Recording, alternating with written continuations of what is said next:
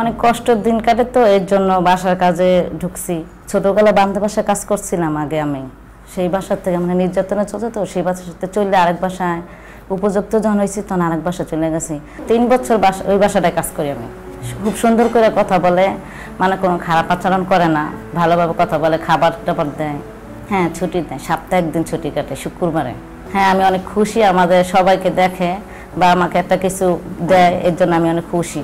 স্বপ্ন আমি ইচ্ছে কারো যেখানে আসি সেখান থেকে আমি একটু উপরে উঠতে চাই।